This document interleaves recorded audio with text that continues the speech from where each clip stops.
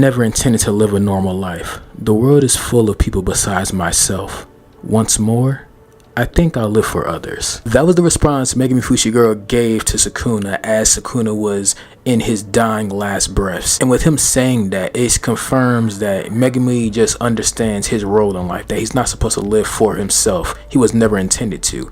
And in this time and place, as a jujutsu sorcerer, he's supposed to live for others, and he accepts that. And that makes total sense. His whole life, he was living for his sister. He made a decision to go with Gojo as a child due to the fact that Gojo told him that if he went with the Zenin clan, his sister would not be in a safe place at all. And we all know why at this point. And his sister, of course, was a driving factor that made the jujutsu sorcerers join the color games to begin with, because they all wanted to save Megumi. And we all know that Megumi Fushiguro, also known as Potential Man, is considered one of the strongest characters in the story to boot. Well, he was considered one of the strongest characters if he actually showed his potential. And of course, we got a sneak peek of his potential due to the fact that Sukuna took over his body and showed the capabilities of the 10 shadows, but we never truly got to see what Megumi can do on his own. And I keep pondering to myself, what makes him one of the strongest with the most potential? What makes him one of the mentally weakest in that regard as well?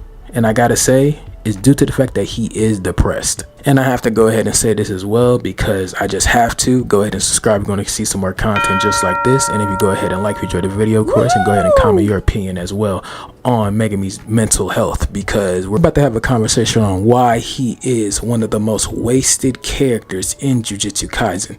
And it all starts from his mental health. And of course, mental health is not a joking matter as well. I'm gonna let y'all know that I am not a therapist, I am not a doctor, but I am gonna go ahead and talk about this character's well-being, because it seems like the only thing that holds back Fushiguro the most is himself. And I believe that comes from his personality here, because due to the fact that he was quote-unquote abandoned by his father since he was a child, he gained this stoic and calculating personality traits, forming this earnest and thoughtful individual as we see him as today. And when he was a child, even Gojo was questioning, is this guy even a first grader? Which is honestly baffling, because Gojo was like, I would say 17 at this point, and then he's questioning if a 6-year-old is like a first grader. I don't know. It has to be the fact that his father did abandon him and his family, because if Toji was actively there, we probably would see a different side of Megumi